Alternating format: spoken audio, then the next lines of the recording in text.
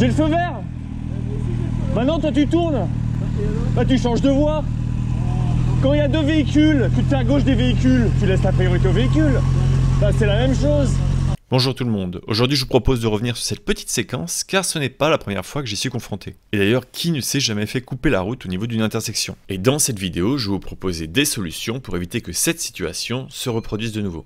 Bon, on va revenir au début pour comprendre ce qui s'est passé. Je circule ici sur un aménagement pérennisé, c'est-à-dire qu'il est définitif et ça a son importance pour la suite. C'est une large piste cyclable qui débute avec un plot en plastique, pour éviter l'accès aux véhicules et pour éviter de blesser les cyclistes qui ne l'auraient pas vu la nuit, et qui va rejoindre une bande cyclable à gauche du stationnement de véhicules.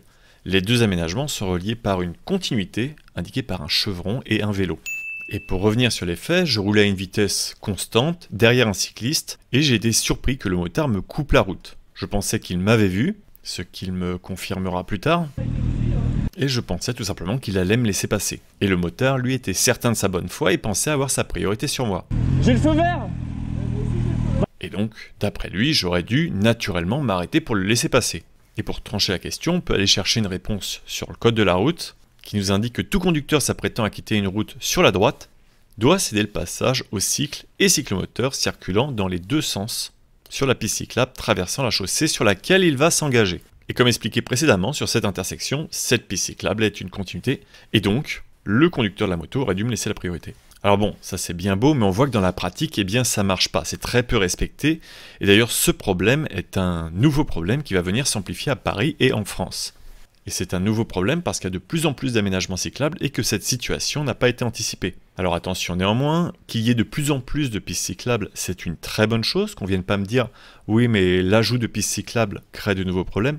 Non, justement, au niveau de cette intersection, il n'y a pas d'aménagement cyclable. Et donc, les problèmes sont centralisés à cet endroit-là. Et quand je roulais tranquillement sur la piste cyclable, il n'y avait pas de problème. Et ce type de risque ne fera qu'augmenter si rien n'est fait pour améliorer cette situation. Alors évidemment, je me suis posé la question, quelle serait la meilleure solution pour limiter ce risque ici? Et il y a bien sûr de très nombreuses manières de voir les choses. Une des approches est effectivement de faire de la pédagogie, comme je suis en train de le faire dans cette vidéo, en expliquant les bonnes règles à respecter. On pourrait aussi imaginer de la verbalisation, pour sanctionner les conducteurs qui coupent la route aux cyclistes, mais cela n'empêchera pas réellement les infractions de se produire. Et en plus, il faudrait qu'il y ait un agent 24 h sur 24 derrière la caméra pour constater les infractions. Et au niveau de la pédagogie, effectivement, il y a beaucoup de conducteurs qui ont passé leur permis avant 2008, date à laquelle cette priorité a été indiquée dans le code de la route. C'est là qu'on se dit qu'une mise à jour régulière du code de la route serait intéressante pour les conducteurs. Car actuellement, une fois qu'on a le permis, c'est à vie. Et au niveau du respect du code de la route, de la verbalisation, de la formation et de la sensibilisation, ces connaissances sont très importantes, mais elles ne sont pas très efficaces pour limiter le risque d'accident. Car c'est finalement le dernier rempart avant les équipements de sécurité. Et malheureusement, c'est tout ce que les humains font pas mal d'erreurs. On peut aller à l'extrême, qui serait de complètement supprimer le risque, et donc là, interdire aux véhicules de tourner à droite. Ça serait assez simple à mettre en place ici, en changeant par exemple le sens de circulation, car cet itinéraire n'est au final qu'un raccourci pour pouvoir rejoindre les bords de Seine. Mais cela ne fera que déplacer le problème un petit peu plus loin, où la même situation se reproduit. Et le fait de centraliser le problème à un seul endroit au lieu de deux, c'est pas vraiment une solution. Il est également envisageable de réaliser ce qu'on appelle un carrefour sécurisé. Pour cela, il faut effectuer de nombreux travaux en décalant la piste cyclable, en décalant les stationnements, en ajoutant des séparateurs. Le problème sera alors limité, mais toujours présent car les cycles et véhicules motorisés pourront toujours s'engager au même moment dans l'intersection. Vous commencez à voir le problème, c'est le changement de direction qui est géré par un seul feu. Ce fameux feu vert que moi et lui avons eu au même moment. J'ai le feu vert.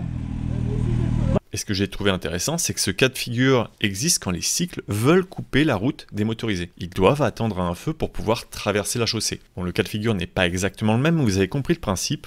On attend qu'un flux s'arrête pour en faire passer un autre. Et dans d'autres pays qui développent leurs infrastructures cyclables depuis plusieurs années, ils ont déjà été exposés à ce problème et ont développé des solutions pour l'éviter. Alors cela ne va sûrement pas vous surprendre, mais ça se trouve aux Pays-Bas, et ils ont développé plusieurs types d'intersections qui répondent à plusieurs types de problématiques. Pour notre cas de figure, comme sur le pont, j'ai pu trouver une configuration très similaire à Amsterdam. Il y a également 2 voies de circulation et une piste cyclable, mais sur chacune des voies, il y a une direction qui est indiquée. On peut voir une ligne blanche qui débute avant l'intersection, en indiquant que les véhicules qui sont engagés dans cette direction ne pourront pas changer par la suite. Et une fois dans l'intersection, les véhicules disposent d'un petit espace devant la traversée des cycles et des piétons pour pouvoir patienter. Mais le plus beau dans l'histoire, c'est que finalement, les véhicules motorisés qui tournent à droite ne passeront jamais en même temps que les piétons qui veulent traverser, ni les cycles, car ils ont un feu rouge. Et c'est la même chose quand les cyclistes auront le feu vert. Ils ne pourront pas se faire couper la route par des véhicules qui tournent à droite, car ils ont le feu rouge à ce moment-là. Et pour les cycles, il pourrait également être envisageable de faire la même chose. Une flèche qui va tout droit,